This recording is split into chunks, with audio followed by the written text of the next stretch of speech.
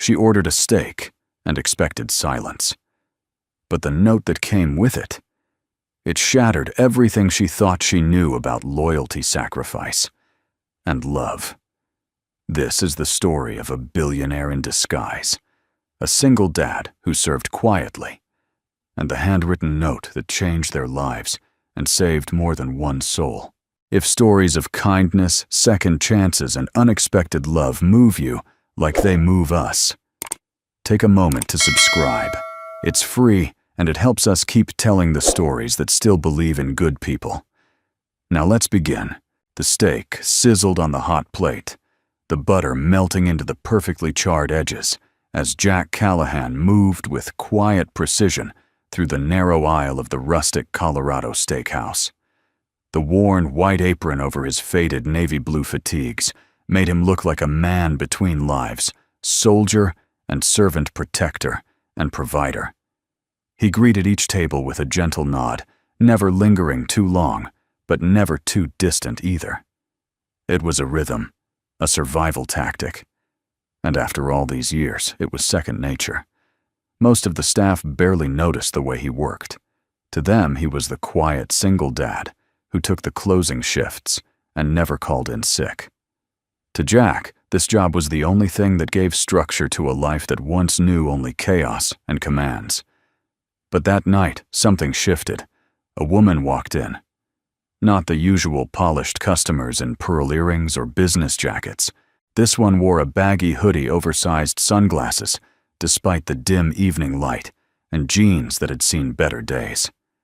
She sat alone in the corner booth, the one under the old elk antlers and faded American flag, and ordered a ribeye medium rare. Jack noticed her hands first. Not delicate but strong, tensed, the kind of hands that had signed important papers and clenched steering wheels during hard phone calls. They weren't the hands of a drifter. They were hands that had held power and maybe lost it. He delivered her order with the same soft courtesy he gave everyone. "Enjoy," he said, placing the plate down gently. She didn't look up, just nodded once. Across the room, a small voice broke the tension. "Daddy."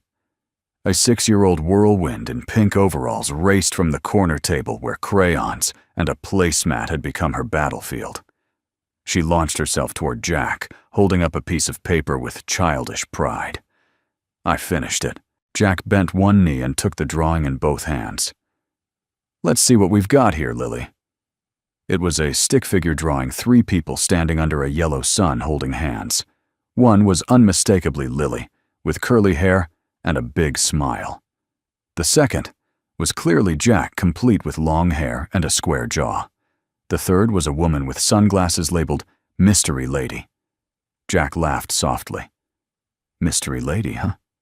Lily nodded seriously. She looked sad. "But maybe she just needs our steak." Jack glanced toward the corner booth. The woman hadn't moved, but he had a strange feeling like someone was listening. "Maybe you're right, kiddo," he said, ruffling her hair. "Now finish your homework, Picasso." Back at the booth, Chloe Davenport, though no one knew that name in this room, stared down at her steak without taking a bite. She had noticed the man the moment she walked in, not because of his hair or uniform, but because of how he carried his tray, steady balanced, like it was a mission. And then there was the girl. That drawing. That sentence. She looked sad. But maybe she just needs our steak. It was silly, childish. And yet, it hit something inside her she didn't want to name. Jack returned 15 minutes later to check on her meal. "Everything all right?" he asked gently. She looked up for the first time. And in that moment, Jack froze. Something about her eyes, a glint of recognition mixed with deep weariness, like staring into a mirror of pain he thought he had buried long ago. He didn't know her name, but he knew that look. He'd seen it in hospital corridors, in mothers who had waited too long, in himself. "Yes," she said simply. "The steak is perfect." But Jack couldn't walk away. He looked down. On the edge of the table, her napkin had a single drop of water, or was it a tear? It didn't matter. He reached into his apron pocket, pulled out a clean folded piece of receipt paper, and wrote one sentence. Then placed it next to her plate without a word and walked away. Chloe unfolded it slowly. You don't have to wear a mask to be strong. Her breath caught. No name, no explanation. Just truth. She looked toward the back of the restaurant where Jack had returned to the kitchen. And for the first time in years, she didn't feel like a billionaire. She felt like a human being who had just been seen, really seen by someone who had no idea who she was. But that wasn't quite true, because Jack did know something. He just didn't know it yet. The next morning, Chloe Davenport stood in front of a full-length mirror inside her hotel room at the Fairmont. Her reflection didn't show a billionaire. It showed a woman in her early 30s, with circles under her eyes, a ponytail pulled through the back of a baseball cap, and a borrowed hoodie that smelled faintly of laundry detergent and distant memories. This wasn't the version of herself that graced Forbes or Entrepreneur Weekly. This was Chloe, the watcher, the wanderer, the side of her that had always wanted to believe there was more to life than spreadsheets and stockholder meetings. She checked her burner phone. No missed calls, no texts, not even from Madison, her executive assistant, who had sworn she would check in hourly. Good. She needed space, time, truth. Chloe slipped on her sunglasses and tucked a small notebook into her pocket, the kind with graph paper and a weathered leather cover. It had been her father's. She used it now the way he used to for sketches, impressions, and quick gut instincts about people.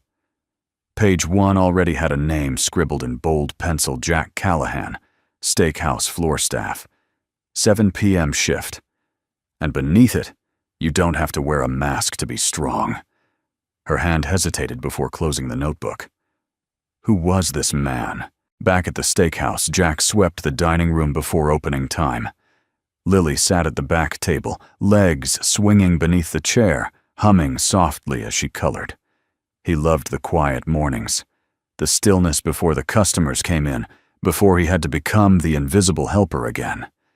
Here, with Lily nearby, and the scent of grill smoke lingering in the air, life almost made sense. Gregory Finch, the regional operations manager, strutted in just after 9:30, wearing his usual too-tight suit and cologne strong enough to choke a cactus. "Morning, Jack," he said with a smile that didn't reach his eyes. Jack nodded. "Morning." "You see the VIP lady last night?" Finch asked, adjusting his cufflinks. "Some mystery shopper, maybe." Jack shrugged. Didn't stand out. Finch leaned in. "You sure she paid in cash, no tip sunglasses on the whole time? People like that aren't random." Jack gave no reaction. Finch clapped his shoulder. "Keep an eye out. Corporate's breathing down my neck about this location. Don't make me regret keeping you past last quarter's cuts." Jack didn't flinch, but something inside him tightened. After Finch disappeared into his office, Lily spoke softly, without looking up from her coloring. "Why do you let him talk to you like that, Daddy?" Jack walked over and knelt beside her. "Because not every battle is worth fighting. Some you just outlast." She looked up at him. "But you told me heroes don't hide." He smiled, kissed her forehead, and whispered, "Heroes choose when to rise." That evening, just before the dinner rush, Chloe returned. Same hoodie, same jeans, same sunglasses. But this time, she brought something new in tension. She chose the same booth. Jack spotted her the moment she entered, and though he didn't show it, his heart skipped. He approached with quiet confidence, holding a menu. Back so soon, Chloe offered a hint of a smile. "I had a craving. Same steak," she nodded. "And maybe the same seat. Something about this corner feels safe." Jack said nothing, just gave a respectful nod and walked away. The air between them charged with something unnamed. From her booth, Chloe observed the staff. She noted how the younger servers rushed, how the manager barely left the office. and how Jack floated between tables like a steady current, refilling waters, adjusting chairs for elderly guests, remembering orders without writing them down. But what struck her wasn't his efficiency. It was how he spoke to people. To the veteran at table 6, he said, "Thank you for your service, sir." To the single mom juggling 2 kids, "Let me bring an extra plate so you don't have to rush." To the old man eating alone, "If you want to talk to someone who actually listens, Lily's taking appointments for the price of 1 crayon." Each guest left with a lighter heart. Each one smiled. When the steak arrived, Chloe found another note tucked under the napkin. No fanfare, just placed there with the same quiet respect as the meal itself. She unfolded it with slow fingers. Some people wear uniforms, others wear pain. Either way, both deserve to be seen. Her eyes burned. She blinked rapidly. This man didn't know who she was. Or did he? She decided to test the waters. "You always leave notes?" she asked, as Jack returned to check on her. He paused, surprised. "Only for those who carry silence louder than words." That stunned her. Chloe stared at him for a moment. "You ever get tired of people pretending they're okay?" Jack looked away, then back at her, with a softness that made her throat tighten. "Every day," he said. "But I've learned kindness is the only language some people understand when they forget how to speak."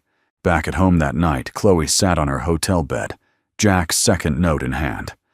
She opened her father's notebook again and flipped to a fresh page. In neat handwriting, she wrote, "Jack Callahan, potential whistleblower. Honest. Observant. Kind. Also, dangerous to the system if I'm not ready to listen." Then on the bottom line, she scribbled one last thing. "What if this time I listened?" The shipment truck pulled up behind the restaurant just after sunset, right on schedule.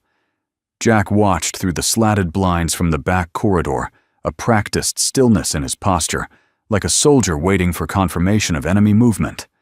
He'd seen the logo before Northfield Farms, a name that was supposed to guarantee USDA certification.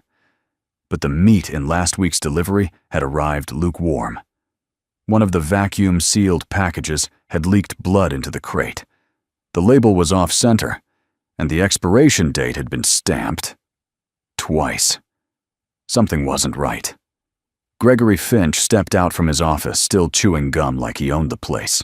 He barked orders at the new prep cook and motioned toward the delivery driver to back the truck up to the dock. Jack turned away. He couldn't stop thinking about the last inspection report he had seen, just a glance, as Finch had left it on the break room table. A subtle red stamp at the corner. Pending review. Not approved. Pending. For weeks now. And yet the shipments kept coming. Later that evening, Chloe returned again. She hadn't planned to. 3 nights in a row was too obvious for someone supposedly just passing through. But something inside her had shifted like a compass, snapping to true north. She needed to know more about Jack Callahan. Not just who he was, but why he seemed to carry an inner world that spoke to hers, not in noise, but in stillness. When she arrived, the dining room was full, and Jack barely had time to glance at her, though his mouth twitched at the corners when she slid into the same booth again. This time, Chloe didn't pretend to look at the menu. Same thing she said softly as he passed. Jack nodded and kept walking. No pen. No pad. Just memory. But when the steak arrived, something unexpected was tucked under the warm plate, a folded piece of receipt paper slightly thicker than the previous notes. Not scribbled. Neatly written, deliberate. Chloe's heart began to drum. She waited until Jack had disappeared behind the kitchen doors, then opened it under the tablecloth. There's something wrong with the supply chain. Tonight's shipment from Finch's vendor didn't pass inspection last month. Meat's being repackaged and redistributed. No one's reporting it. I tried. No one listened. Please don't ignore this. The next person who gets sick could be a child.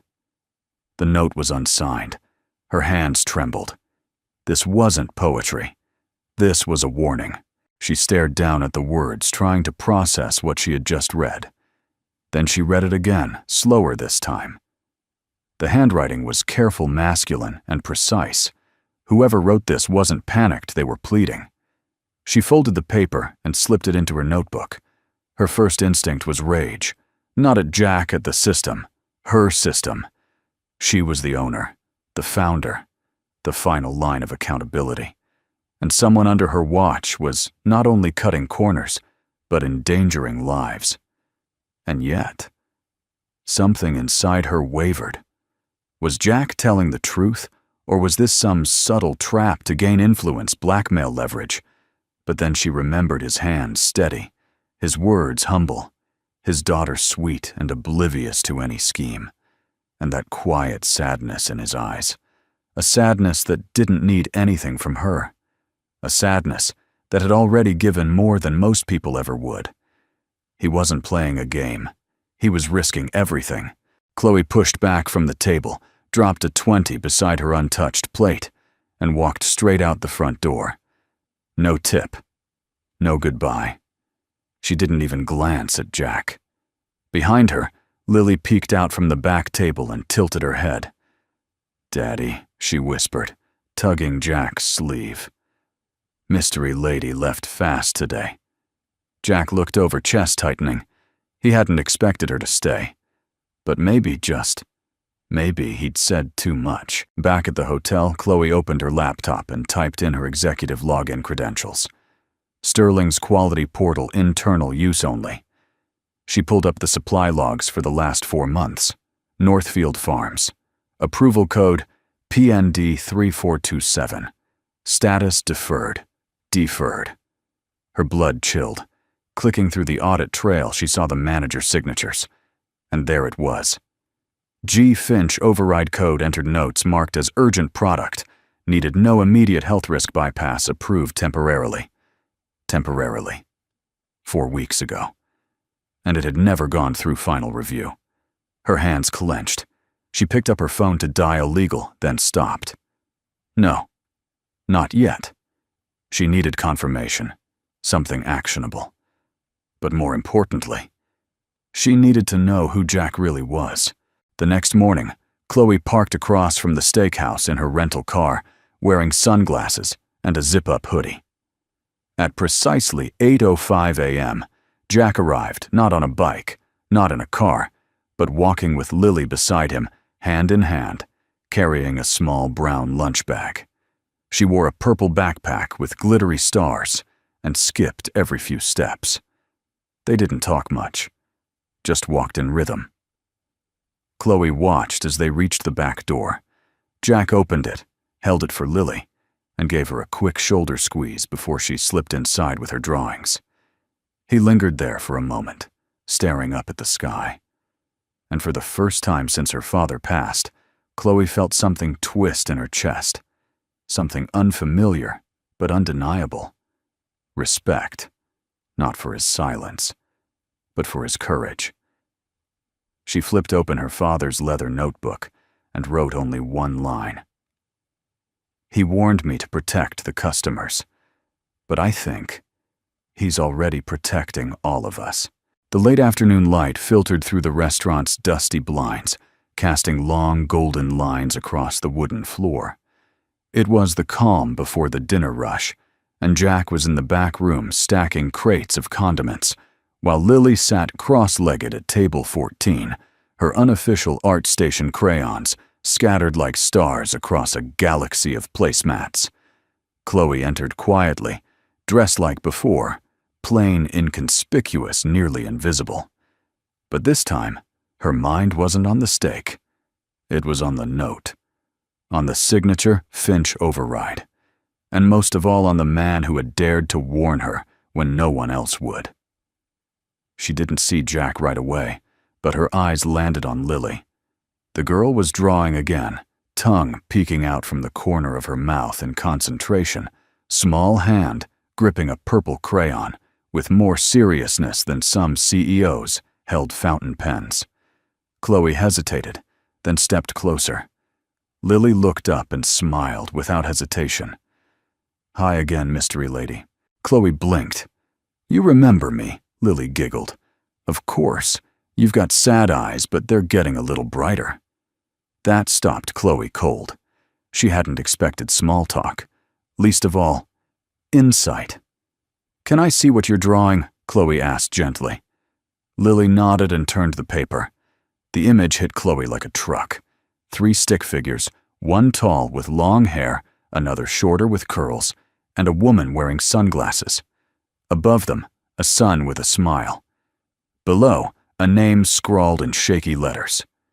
Lily Daddy and Chloe. Chloe's breath caught. You know my name? She asked, stunned. Lily grinned proudly. You dropped your notebook last night when you ran out. I saw the first page. Daddy said I shouldn't peek, but I only read your name, promise. Chloe stared at her. You can read. Of course I'm in 1st grade, and I read really fast. Chloe chuckled despite herself. Apparently. But then something shifted in Lily's tone. You remind me of someone. Chloe tilted her head. Who? My old friend Ava. She was in my class at Mercy Ridge Preschool. She moved away after she got hurt. But she had hair like yours. And her mom was always in a hurry. I drew her a picture once when she was sick. Chloe felt the room start to sway. Her voice was barely a whisper. Ava. Yes, Ava Monroe. But I think her real last name was Davenport. That's what the nurse said. Everything stopped. Her knees went weak. Her daughter's name, Ava Monroe, the alias she had used for privacy during that time. The preschool, the injury, the blood loss, the hospital, the anonymous blood donor who had saved Ava's life. Her mind reeled.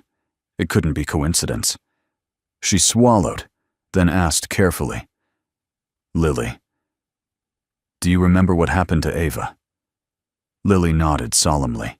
She fell. She hit her head. There was a lot of red. The teachers were scared. Daddy picked me up early that day. He was quiet for a long time. That night, he told me he was going to the hospital to help someone. Chloe sat down at the table without asking. He said a little girl needed something only he could give. His blood. Lily paused, lowering her voice like it was sacred. He told me, sometimes the best heroes never wear capes. They just show up. Chloe's eyes filled. Did he ever meet the girl? Lily shook her head. No, he said it wasn't about being thanked. It was about doing what's right. And just like that, the final thread snapped into place. Jack Callahan wasn't just a kind stranger with a poetic soul. He was the man who saved her daughter's life. Jack emerged from the back, just in time to see Chloe kneeling next to Lily, her head bowed, her hand gently resting on the girl's drawing. For a moment he tensed. But then Chloe looked up at him, eyes red. Not from anger, but something deeper. Recognition. Realization. You were there, she said quietly. Jack paused, unsure how much Lily had revealed. Chloe rose slowly and stepped closer. 5 years ago, Mercy Ridge. You were the anonymous donor, weren't you? Jack exhaled the air, leaving him like a secret finally set free. I didn't know she was your daughter, he said softly. Chloe nodded. And I didn't know you were the man I owed everything to. They stood there in silence, the buzz of the kitchen, a distant hum behind them. Finally, Chloe asked, why didn't you say anything? Jack looked at her steady. Because it wasn't about you. It was about her. About doing the right thing. And because some debts aren't meant to be collected. Only passed forward. Chloe's throat tightened. But you didn't just save her. You saved me too. I'd forgotten how to trust the good in people until I met your daughter. Jack smiled gently. She has that effect on people. That night, Chloe sat in her hotel room, turning the drawing over in her hands. Her heart was no longer just stirred. It was opened, cracked wide by the honesty of a child, the courage of a father, and a truth she hadn't been ready to face. Her world, boardrooms, projections, mergers suddenly felt small. But this mattered. The meat scandal, Finch's corruption, her daughter's savior hiding behind a grill. It was time. She picked up her phone. "Madison," she said into the receiver, "get me everything we have on Gregory Finch. And tell legal, I'll be needing a full compliance audit report before morning." Pause. "Oh, and Madison, find out why the man who saved my daughter is still serving steak in a backwater branch, while the guy poisoning our food is driving a Mercedes." The morning air was brittle and clean, the kind that usually came after a storm, or just before one. Chloe sat inside her rental car across the street from the steakhouse, tapping her thumb against the steering wheel, while waiting for the documents Madison had promised. She didn't need more coffee. She needed answers. Real ones. Not the polished numbers her executive team usually spoon-fed her. Her eyes scanned the building's rear entrance. Just as she expected, a white cargo truck rolled into the loading bay, right at 9:15 a.m., emblazoned with the now infamous name Northfield Farms. Behind the wheel was a driver she didn't recognize, older, heavyset, wearing mirrored sunglasses and the kind of indifferent scowl that screamed, "Don't ask questions." Chloe snapped 3 quick photos with her phone, including the license plate, then texted them to Madison with one line: "Track this truck. Cross-reference vendor logs. Priority." Then she slipped out of the car and made her way inside. Jack was already on the floor polishing silverware by hand as Lily flipped through a children's book nearby. He looked up the moment Chloe entered, sensing a shift in the atmosphere. She wasn't just a customer anymore, and her eyes no longer wore sadness. They burned with clarity. "Busy morning?" he asked casually. She nodded. "I've seen quieter war zones." He gave her a knowing look. "You were in one." "Still am." They shared a moment of mutual understanding, not through words, but through something deeper, the weight of responsibility carried alone for too long. Before either of them could speak further, the back door slammed shut. Gregory Finch strutted in like he owned not just the building, but the oxygen everyone breathed inside it. His suit was a touch too sharp, his smile too white. And today, he had the swagger of a man who thought he'd gotten away with something. "Ah, our loyal staff," he said loudly. "And our loyal guest." He nodded toward Chloe with a smirk, clearly unaware of her identity. Jack tensed, but Chloe remained still, studying Finch like a hawk.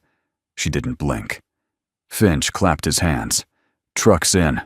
Let's move. Got a fresh batch of prime cuts today. Real beauty. Go help unload Callahan." Jack hesitated. Chloe took one step forward. "I'll help him." Finch turned, surprised. "Sorry, ma'am. Staff only." "I don't mind getting my hands dirty," she replied. "You sure it's something worth serving?" Finch chuckled. "Only the best for our guests. USDA approved high grade straight from Northfield." "That's funny," Chloe said, tilting her head. "Because I just ran the vendor ID from your delivery manifest. Turns out it hasn't passed inspection in over a month. Also interesting. You personally signed the override on that batch 4 times. All logged. All traceable." Finch's grin froze. Jack's eyes widened slightly, but he remained silent. Chloe stepped closer.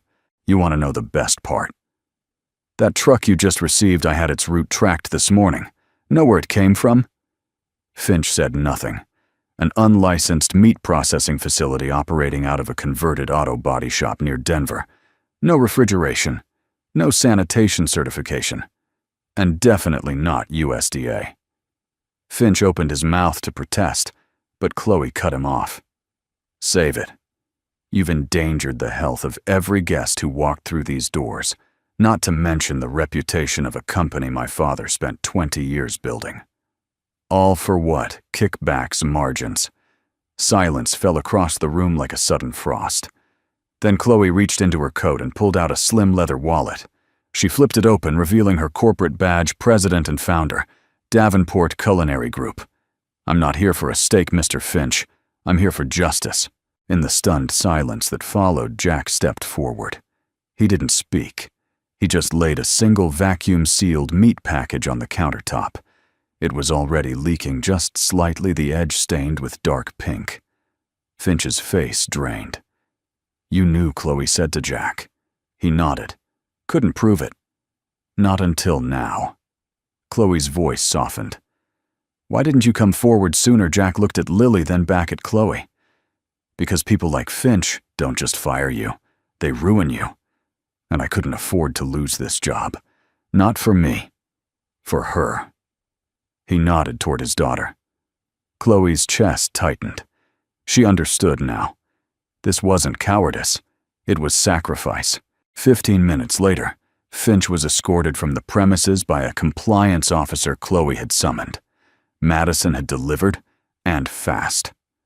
The paper trail was airtight. The employees, though stunned, watched in something close to reverence as Chloe took temporary command of the location. She addressed the staff simply. "There will be an investigation. But let me be clear, this company was never built on shortcuts. It was built on trust. And I intend to earn that back, starting today." Jack stood to the side, arms folded, his expression unreadable. Lily clapped once, completely unaware of the gravity of the moment. After the commotion died down, Chloe sat on the back step of the building, catching her breath as the sun dipped low behind the mountains. Jack joined her, handing over a cold bottle of water. "No more mystery notes," she teased gently. Jack chuckled. "I figured direct action might be better this time." They sat in silence for a while, the kind of quiet that didn't feel empty. Finally, Chloe asked, "Why didn't you ask me for anything?" "Even after I knew who you were," Jack shrugged. "Because I didn't want anything. Not from you. Not really." She turned toward him. "Then what do you want?" He didn't answer immediately. Then after a long pause, he said, "To sleep at night. To know I'm raising Lily right. That maybe one day she won't have to grow up in a world where doing the right thing feels like a liability." Chloe swallowed hard. "Then maybe we should start building that kind of world," she said. "Together." Jack looked at her, truly. Looked at her, and for the first time the guarded calm in his eyes gave way to something else. Hope. The dining room had gone quiet after the dinner rush, the kind of hush that only happened in small-town restaurants after the last plate was washed and the final chairs turned upside down on tables. Outside, a soft wind rustled the leaves. Inside, a different kind of breeze moved, the kind that came before things changed forever. Jack Callahan stood alone behind the counter, wiping his hands on a clean towel, when Chloe stepped out from the back hallway, her silhouette faint under the amber lights. She was no longer wearing the hoodie, no longer hiding. Her hair was tied back, neat, professional, but her eyes held something vulnerable. She crossed the room slowly. "Everyone's gone," she said gently. "Even Finch's nameplate." Jack nodded. "Good." Chloe stopped a few feet from him. "I think it's time we talk, really talk." He gave a slight shrug, like a soldier bracing for incoming. "I figured this might come." She motioned to the booth in the corner, their booth, the place where it all began. Without a word, he followed her and slid into the seat across from her. No menus, no steak, no notes this time. Just truth. Chloe leaned forward, fingers laced on the table. "Do you know how long I've looked for you?" Jack's brows knit. "Me," she nodded. "After the hospital, when Ava pulled through. The doctor said the donor didn't leave a name, just signed the form and disappeared. I tried to find you. I hired someone. But there was no trace. I didn't want there to be," Jack said quietly. "I wasn't doing it for recognition, I know," she whispered. "But I needed to thank you." He looked down at his hands. "That night, I wasn't sure I'd make it home. I gave more than they recommended. My blood type was a match, and the girl was fading fast." Chloe's voice cracked. "You saved her." Jack met her gaze. She reminded me of Lily. Same curls, same laugh. And I thought, if I could keep one little girl alive for her mother, maybe I'd done something worth remembering. Chloe wiped a tear from her cheek. Why didn't you tell me when you recognized me? Jack gave a soft, humorless chuckle. Because by the time I realized who you were, I wasn't sure what good it would do. You were just a face behind a corporation. I didn't know the woman behind it. And then I saw you. Not in the boardroom, but here. Alone. Quiet. Carrying something. He paused. And when you cried that first night, and pretended it was just from the onions in the steak, I realized maybe you were carrying more than anyone knew. Chloe blinked. You saw that I see a lot, he said gently. Especially pain. They sat in silence again, the kind that only two people who've seen too much can share without discomfort. Finally, Chloe spoke. I was pregnant with Ava when my father died. I inherited the company before I even turned 30. I thought I had to be steel, untouchable, emotionless, because any crack would be seen as weakness. But the night she almost died, something in me broke.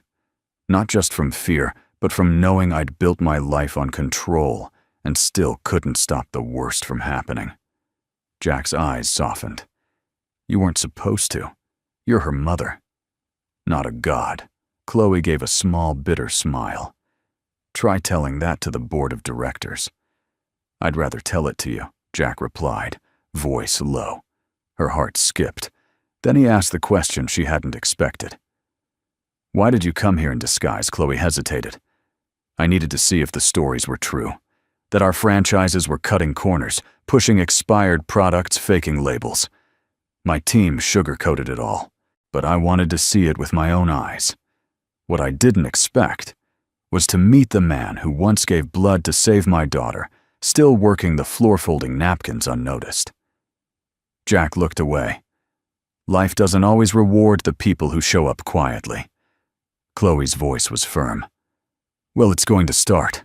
There was a beat of silence. Then she reached into her coat and slid a small envelope across the table. Jack raised an eyebrow. What's this?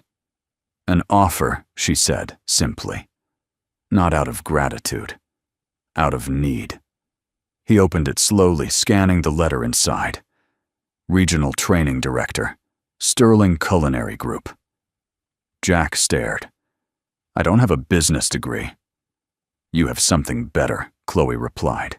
You have integrity, leadership, humanity, and you've raised a daughter with more wisdom than most adults I know.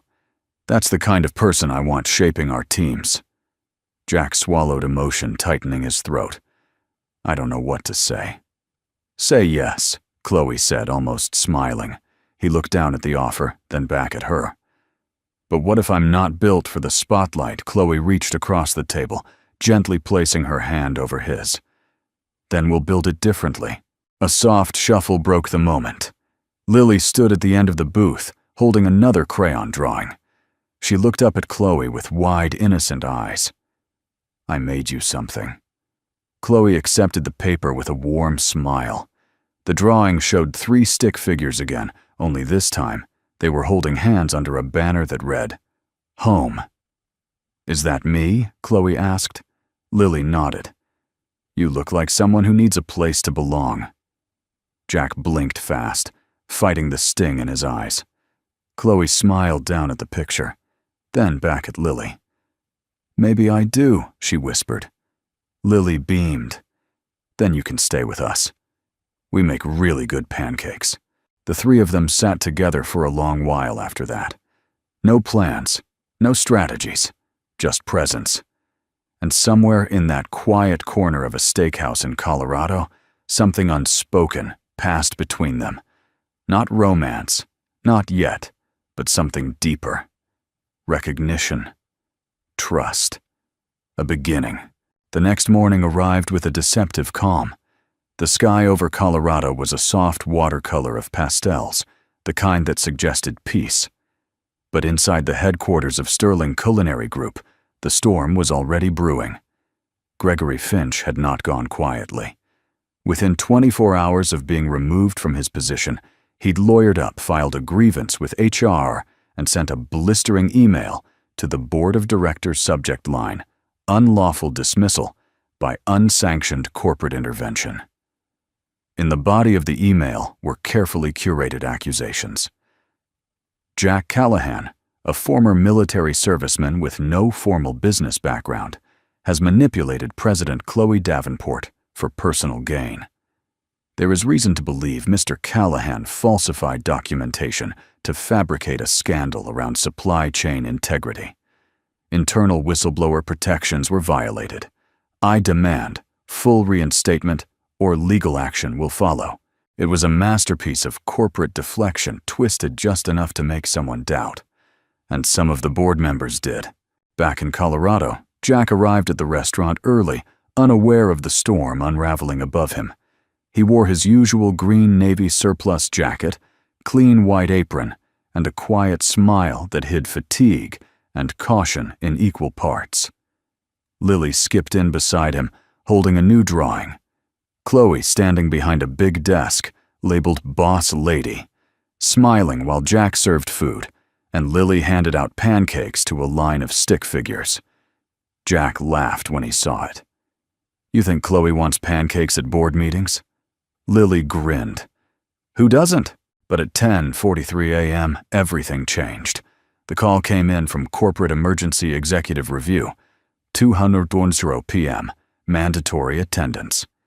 Jack didn't understand at first. He wasn't a VP. He wasn't even officially hired into Chloe's training program yet. But the tone was sharp, formal, cold. When Chloe called moments later, her voice was tight. "Jack, I need you to come with me. Today. To Denver." "What's going on?" he asked, already sensing the answer. Gregory's made his move. They arrived at the corporate tower just before 2. Chloe was in full armor now, navy blazer heels clicking on marble floors, expression unreadable. But Jack saw the tension in her jaw, the steel behind her stride, and something else too. Fear. Not for herself. For him.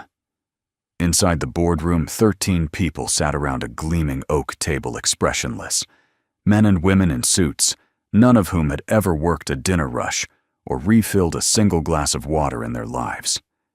At the head of the table sat Douglas Greaves, senior legal counsel, silver hair, sharp eyes, and a voice polished by decades of saying no without raising his volume.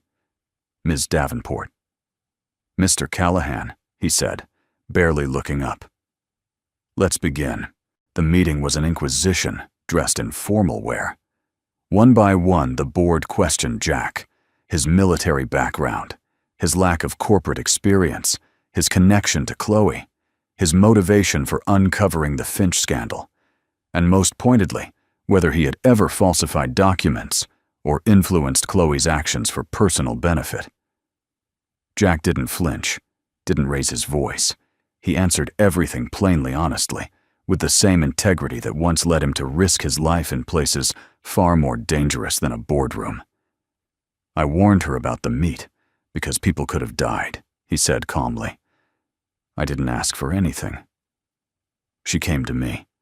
One of the older board members, a woman named Judith, with sharp lipstick and colder eyes, interjected.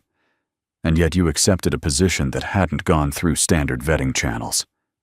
"I accepted a chance," Jack replied, "to do more than wipe tables for the rest of my life." It was Chloe who broke the silence next. "If anyone here thinks I was manipulated, I'd suggest they reread the food safety reports I submitted last night, along with the inspection logs, vendor routes, and camera footage from the Denver warehouse Finch sourced his meat from." She leaned forward, voice low and unwavering. "This man didn't manipulate me. He saved this company from a public health scandal that could have destroyed our brand for decades." A hush fell, but it wasn't enough. Douglas cleared his throat. "That may be, but we still have to review all channels of conduct. For now, Mr. Callahan's provisional offer is suspended, pending further review." After the meeting in the lobby, Jack said nothing. He didn't have to. Chloe turned to him, jaw tight. I'm sorry. I should have seen this coming. I should have protected you better. Jack shook his head. You did more than most. But not enough, she whispered. Jack looked at her. His voice soft. It's okay, Chloe. This isn't the first time someone tried to take everything from me. But I'm not fighting alone this time. From behind them, a small voice echoed through the marble lobby. Daddy Lily. Madison had brought her in from the hotel room, sensing something might go wrong. Lily ran toward Jack, arms outstretched. He scooped her up instinctively. But it was what she said. Next, said not to Jack, but to the board members now trickling out that stopped everyone. My daddy saved a little girl once. Her name's Ava. She was bleeding and scared and almost gone. And he gave her his blood so she could live. She looked up at the board member, serious, brave.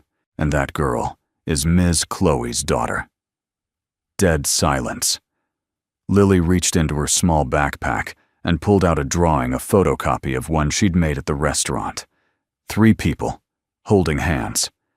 Underneath heroes don't wear suits. They wear aprons. One of the board members, a man in his 70s with watery eyes, whispered, God bless this child. Judith swallowed hard, looked away. Douglas Greaves cleared his throat, visibly shaken. We'll revisit this matter with greater context. Chloe turned to Lily, crouched, and hugged her tightly. You didn't just save your daddy today, she said through tears. You saved all of us. That night, back in the rental car, Jack looked out the window at the mountains in the distance. Was that too much? Chloe asked, half laughing, half shaking. Jack smiled. That was perfect. Lily was already asleep in the back seat, clutching her drawing like a badge of honor. You know, Chloe said quietly. You said earlier that you weren't built for the spotlight. I'm still not. Jack replied, but apparently my daughter is. They both laughed, the kind of laugh that only comes after surviving something unfair, something bruising, and still finding joy on the other side. And in that moment, with twilight painting the sky and the hum of the engine beneath them, they both realized this wasn't the end of a battle. It was the beginning of a family. The stage was modest, a rented ballroom inside a 3-star hotel just off the interstate, the kind of place used for weddings with plastic roses or networking mixers, where no one actually networked. But this morning, every seat was filled. Franchise owners, regional managers, supply coordinators, corporate officers, all summoned for what was announced as a Sterling Culinary Emergency Leadership Summit. Most of them expected damage control. Some expected spin. But no one expected the truth. Not like this. Behind the velvet curtain, Chloe stood facing a mirror, adjusting the simple navy blazer she'd worn for 5 years' worth of investor meetings. Except this time, there was no jewelry. No designer scarf. No script. Madison stood beside her holding a clipboard with a stack of talking points that would never be read. You sure you want to go off script? Madison asked.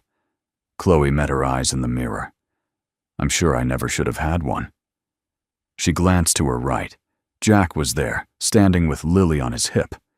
The little girl had a pancake-shaped purse and a purple headband that sparkled every time she moved. You don't have to do this, Jack said gently. You already fixed the supply line fired. Finch cleared my name. You've done more than enough. Chloe shook her head. No, Jack. That's the point. I've done just enough to sleep at night. I haven't done anything to wake people up. She turned to Lily and knelt. You ready to be brave again? She asked. Lily nodded solemnly. I brought my lucky drawing. Chloe smiled. Then let's go save something together. On stage, the lights dimmed as Chloe stepped out. There were no grand introductions, no music, just a podium, a mic, and a room full of faces who were used to being told what to do, when to smile, and how to clap politely. Chloe didn't begin with a greeting. She began with silence, and then she spoke. A month ago, a man in one of our small-town franchises handed me a steak and a note. He didn't know who I was, but he knew what was wrong. Murmurs rippled across the room. Chloe continued. He warned me about contaminated meat in our supply chain, about falsified reports, about silence. He risked his job and his daughter's future because he believed doing the right thing was more important than keeping his head down. And I did what too many in leadership forget to do. I listened. Eyes began to lift. Phones lowered. People leaned forward. We like to think that leadership is about control, that success means maintaining order, silencing problems, hiding cracks in the foundation. But the truth, real leadership starts the moment we stop hiding. Chloe reached into her jacket pocket and pulled out the crumpled note. She held it up. This is the note that saved our company. Not because it exposed Gregory Finch, not even because it prevented a PR disaster, but because it reminded me, and should remind all of us, that the people closest to the ground floor often see the cracks first. And when they speak up, we have two choices: ignore them, or thank them. She looked toward the back of the room. Jack stood near the entrance, arms folded. Lily perched proudly on his shoulders, waving her home drawing in the air. Jack Callahan didn't ask for recognition.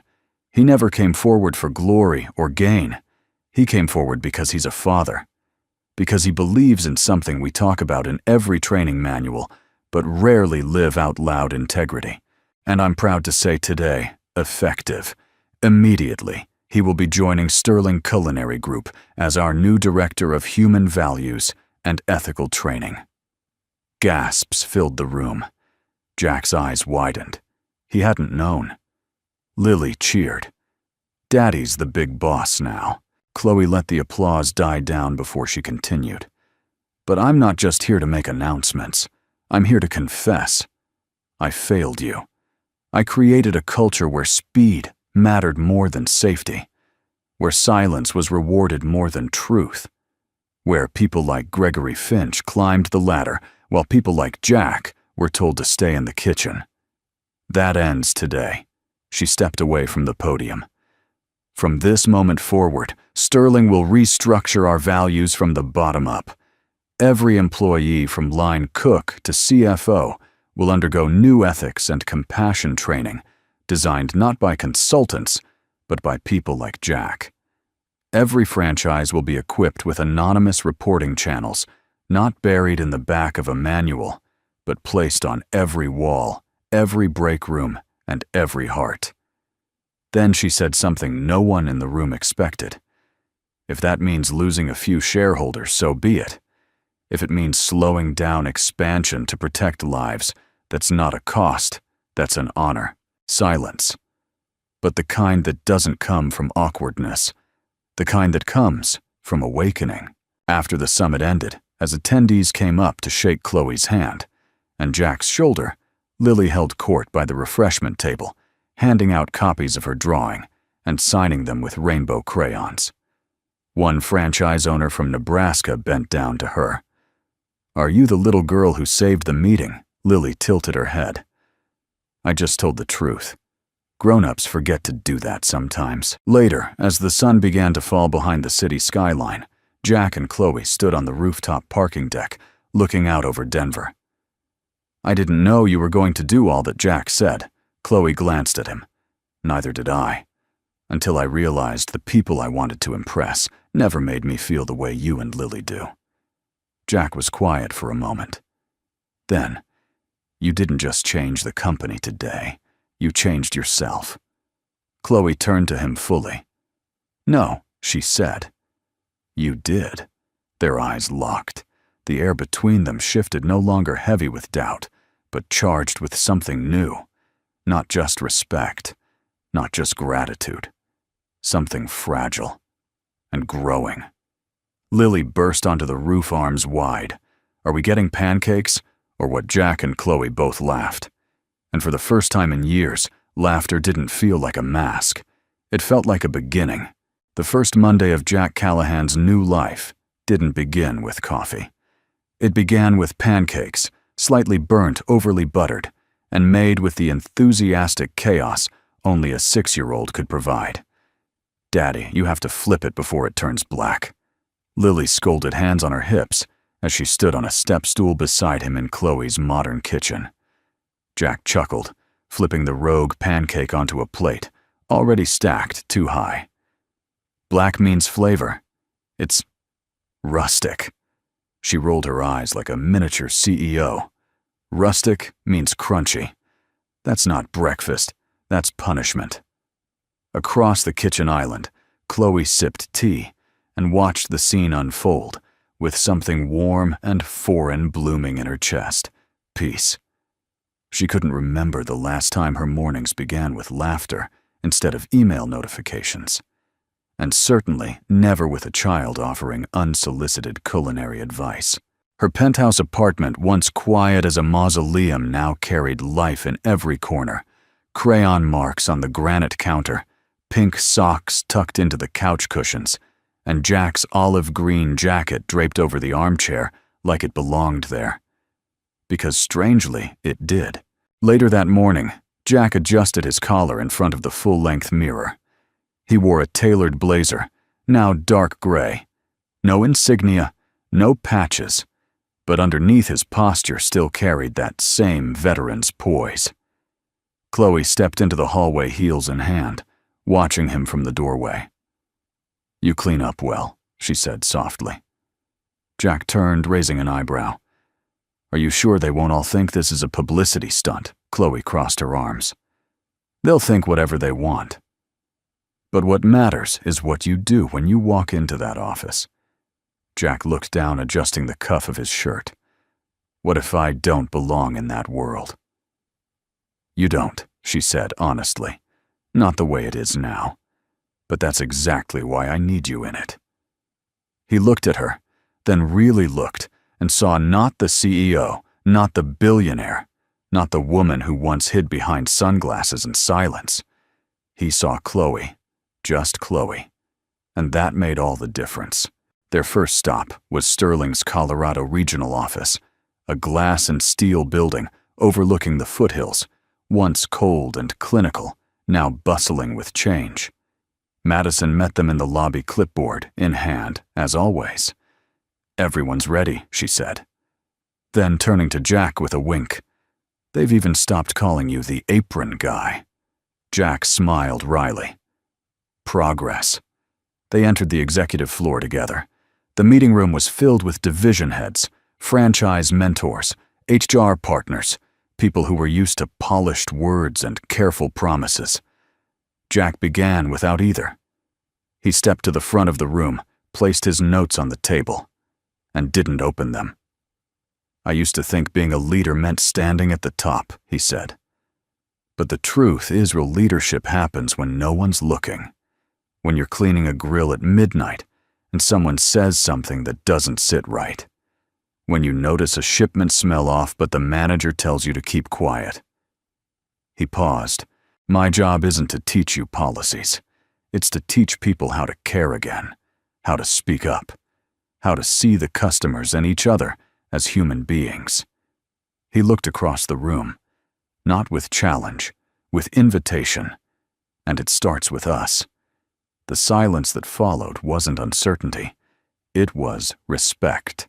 By noon, Jack had toured the training facility, reviewed the first round of revised ethics modules, and personally met with the team, rewriting the onboarding program for new hires. He didn't sit behind a desk. He walked the halls. He listened.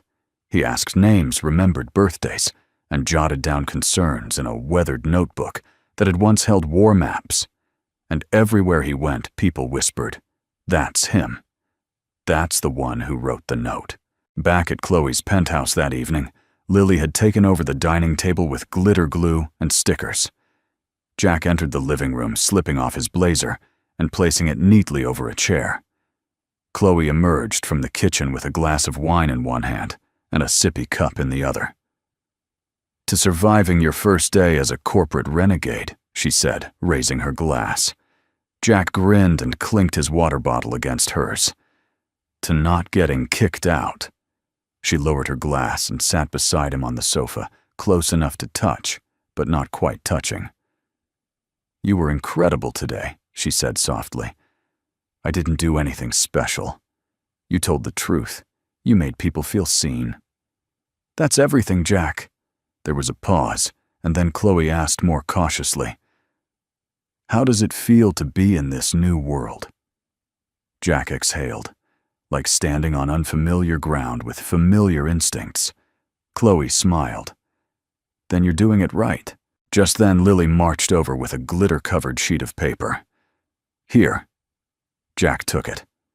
"Another masterpiece, better," Lily said. "It's a contract." Chloe leaned over to read it. At the top, in bubble letters, "Family agreement." Underneath, a Lily Callahan proposed that Jack, Chloe, and Lily shall eat pancakes every Sunday, tell the truth, even if it's scary, and always help people who are sad. Signed, the boss. Jack stared at the bottom. There was a blank line. Lily handed him a purple marker. "Sign it, Daddy." He looked at Chloe. She shrugged, eyes bright. "Looks legally binding to me." Jack smiled and signed. Then he passed the marker to Chloe. She hesitated, then bent down and added her name right below Jack's. Lily squealed with satisfaction and held the contract over her head like a trophy.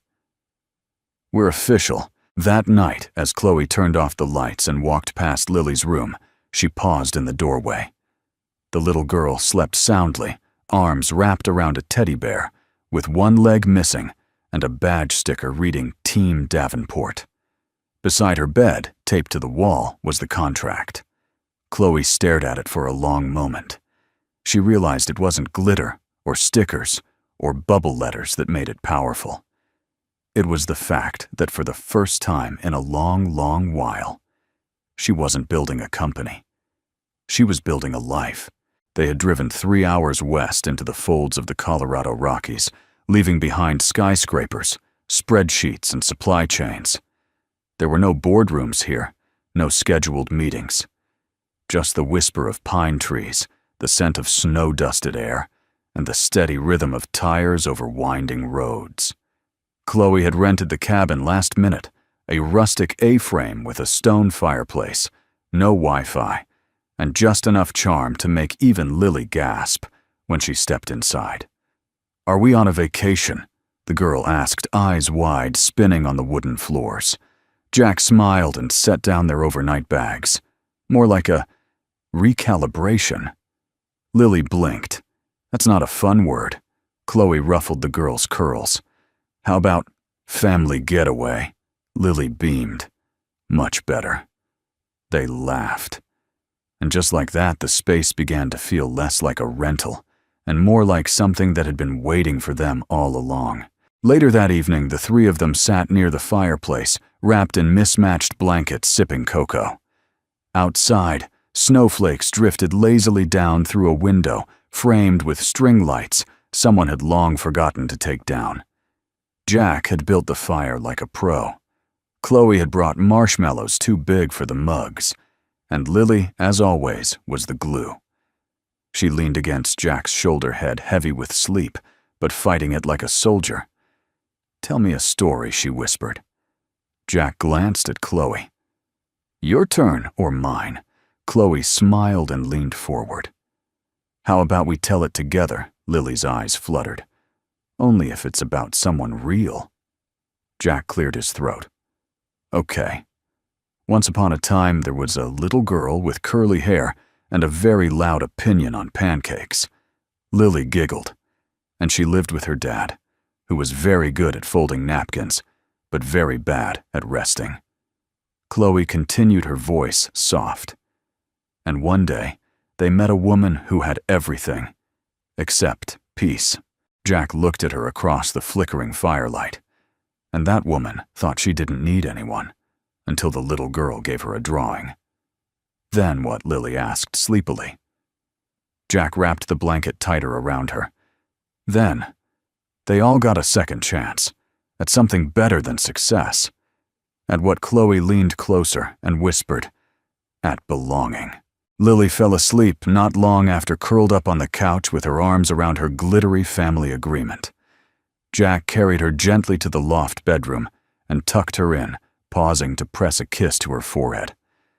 When he returned to the living room, Chloe was standing near the fireplace, staring into the flames, her hands tucked into the sleeves of an oversized sweater she'd borrowed from the cabin closet. "Thank you," she said softly. Jack tilted his head. For what? For trusting me with her. For trusting me with you. Jack stepped beside her, watching the flames crackle. "I wasn't planning on this," he said. "Neither was I." He glanced at her. "You think we're crazy? Two people from opposite worlds trying to build something that makes no sense on paper." Chloe smiled without looking away from the fire.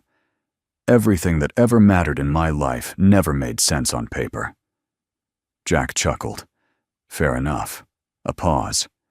Then Chloe added, "I used to think love had to be earned, proved.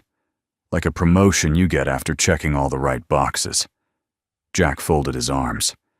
"And now I think maybe love is the thing that shows up when you stop trying so hard to deserve it." Silence settled again, not awkward, but sacred.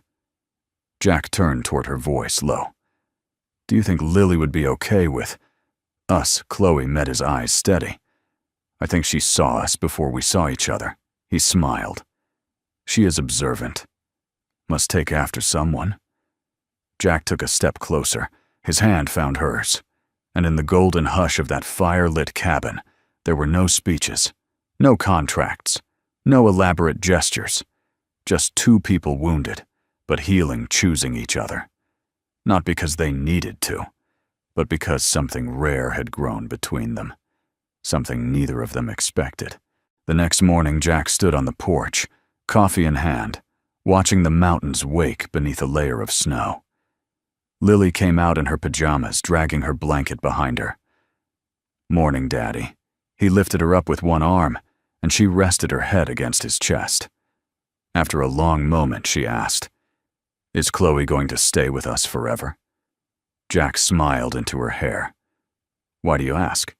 "Because last night, she looked happy. And you looked happy. And I don't want it to go away."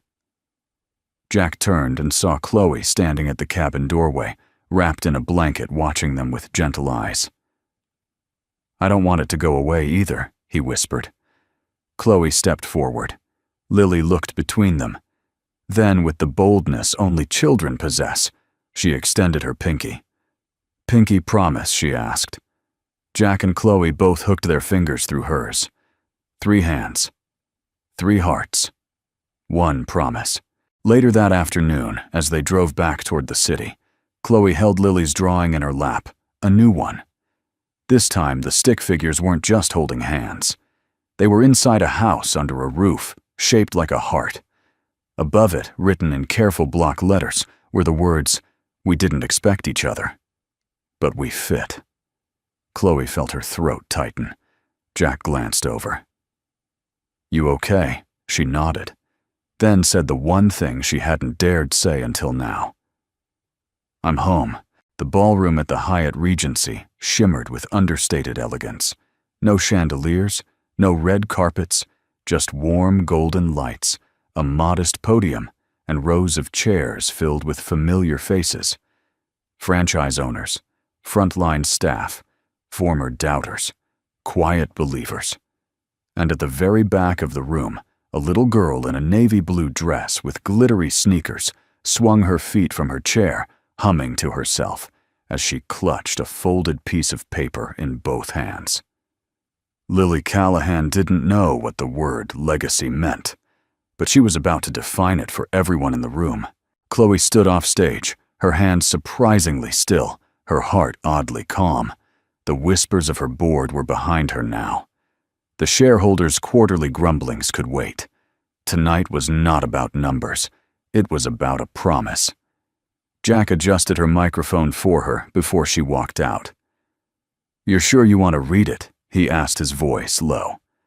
Chloe looked at him, then at the envelope in her hand, yellowed at the corners, creased, carefully preserved. "Yes," she said. "It's time." Jack nodded, resting a hand on her shoulder, then read it, like it saved your life. Chloe smiled, because it did. She stepped onto the stage. The applause was gentle, respectful. She held up the envelope. "I've been holding on to this for 5 years," she said. "It's a thank you note." But not one I wrote. A pause. This was written by me, but never sent. It was meant for a man I didn't know. A man who gave blood at midnight to save my daughter's life and vanished before I could ask his name. She opened the envelope slowly, like unsealing a memory. Jack sat beside Lily in the front row now, his eyes fixed on the floor. Chloe unfolded the paper and read aloud. "To the stranger who saved my child, I don't know if you'll ever read this, but I need to say thank you, not just for the blood you gave, but for the chance to wake up the next day and hear my daughter laugh again, for giving me the moment of holding her tiny hand as she opened her eyes. You don't know me, but I've built things, big things, companies, strategies, plans, and none of them prepared me for the power of one quiet act of courage from someone I'll never meet. If you're out there, if you're still standing, please know, you didn't just save a girl, you saved her mother too." Silence. Even the waitstaff paused mid-step. Chloe looked up, eyes glassy but unshaken. "I never sent that letter because I didn't know who he was. I just knew I owed him something I could never repay." She turned toward the front row. "And then one day, I met a man in an apron. A man who handed me a steak and a note. A man who taught his daughter to give love away like sunshine." Lily beamed, raising the note she held high over her head. Chloe continued. "He never asked for anything. Not recognition, not power. Just a chance to do right. And when I gave him that chance, he gave us something more in return." She stepped away from the podium and motioned toward Lily. "Tonight, Lily has a note of her own." The little girl walked carefully to the front, the crowd parting like waves. She handed Chloe the note, then whispered loudly into the mic, "Don't cry. Okay, Daddy cries every time." The room laughed. Chloe smiled. Then she unfolded Lily's note and read it aloud. "Dear world, my name is Lily. I think people are good, but sometimes they forget. My daddy reminded a lady to be brave. She reminded my daddy that he mattered. And I reminded them both that pancakes fix everything. So please be kind. You might be the note someone's waiting for." The room rose to its feet. Not from ceremony, but from instinct. Jack stood slowly blinking back tears as Chloe stepped off stage, took his hand, and pulled him gently into the center of the crowd. People clapped, not just for them, but for what they stood for. Redemption. Grace. The quiet, ordinary acts that changed the course of entire lives. Later that evening, when the room had cleared, and only the three of them remained, Jack walked over to the podium. He placed a small object on it, the original napkin. The one he'd written that first note on. "You kept it?" Chloe asked softly. He nodded. "It was the only thing I wrote that week that felt like it mattered." Chloe reached for it carefully, as if it were sacred. It was. The ink was faded now, but the words still glowed beneath the ballroom lights. "You don't have to wear a mask to be strong." She looked up at him. "Jack, what do we do now?" He looked around at the empty chairs, then at the little girl spinning slowly in the middle of the room, arms wide like an airplane. "We raise her," he said. "We live simply. We tell the truth. And when someone needs a note..." He paused.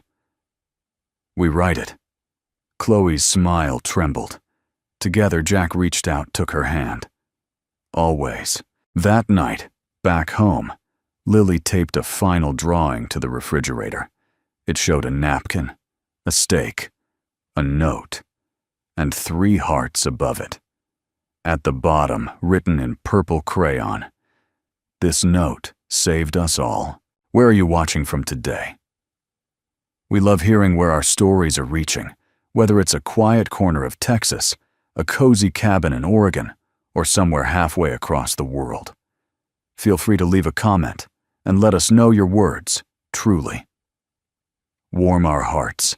If this story touched you, consider subscribing to the channel. It's completely free, and it helps us keep bringing you heartfelt stories that remind us all. Kindness still matters. Thank you so much for spending your time with us today. Until next time, stay kind, stay strong, and never underestimate the power of a simple note.